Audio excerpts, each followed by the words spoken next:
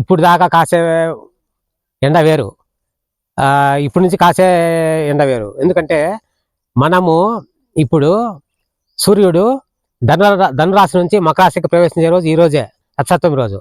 ఈ రోజు నుంచి విపరీతమైన ఎండలు కాసే ప్రమాదం ఉంది. ఎందుకంటే ఆ ఎండను మనం తట్టుకునే దాని కెపాసిటీ ఉండాలంటే ప్రతి ఒక్కరూ మంచినీళ్ళు ఎక్కువ తాగాలి.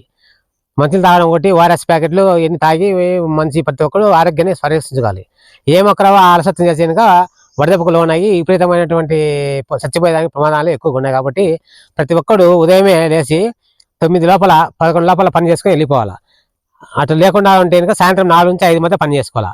ఈ మిగతా టైంలో పని చేస్తే కనుక మనుషులకు తీవ్రమైనటువంటి ఆరోగ్యానికి గురయ్యే అవకాశం ఉంది. కాబట్టి ప్రతి ఒక్కరూ ఇటువంటి సలహాలు తీసుకొని చాలా మంది చూసి ఈ వీడియో కాల్ యూట్యూబ్ను చూసి అందరూ నేర్చుకుని ఉదయం 6 నుంచి 11 లోపల వ్యవసాయ పని చేసుకోవాలి. సాయంత్రం 4 నుంచి 6 గంటల లోపల వ్యవసాయ పని చేసుకొని ప్రతి ఒక్కరూ నేను చెప్పేదాన్ని ఆలోచించుకొని ప్రతి ఒక్కరూ దాన్ని అవలంబించాలని నేను కోరడం అనేది.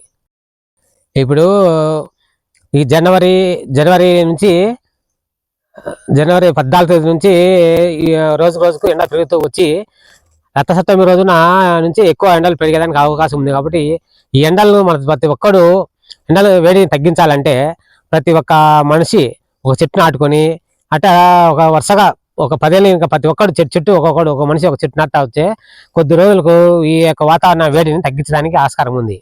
కాబట్టి ప్రతి ఒక్కరూ మనవి చేయడం అనగా ప్రతి ఒక్క మనిషి ఒక చెట్టు నాటాల్సిందిగా కోరడం అనేది.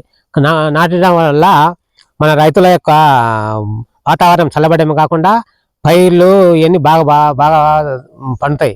పండేది కాకుండా ఆ ఎక్కువ చెట్లు నాటడం వల్ల మనకు మనుషులకు పనికొచ్చేటి కొన్ని రకాలైనటువంటి సూక్ష్మజీవులు బాగా పనిచేసి భూమిలో తేమ ఎక్కువ ఉండేటట్టుగా చూసి మన పైర్లు బాగా పండేదానికి ఆస్కారం ఉంటుంది.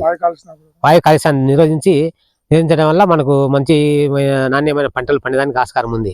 అందుకే ఇప్పుడు ప్రతి ఒక్కడు చెట్టును నాటేదానికి ప్రతి జూన్ జూలైలో ఎక్కువగా నాటాల. ఎందుకంటే జూన్ జూలైలో ఎక్కువ నాటడం వల్ల వర్షాలు పడతాయి. కాబట్టి ఇప్పుడు ఒకసారి చెట్టు నాటి నీళ్ళు పోసినా అయ్యే నిదానం బతుకుంటాం అన్నమాట.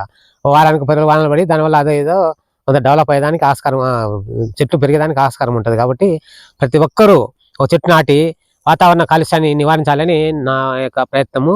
ఈ ప్రయత్నాన్ని ప్రతి ఒక్కరు సద్వినియోగం చేసి నా మాదిరి ప్రతి ఒక్కరు ఆలోచించి ఊరుకుండేటప్పుడు ఎప్పుడోసారి మన ఖాళీ టైంలో ఒక చెట్టు నాటవలసి కోరడం అనేది ఇది నా సంగతులు. యూట్యూబ్ ఛానల్ చూడండి.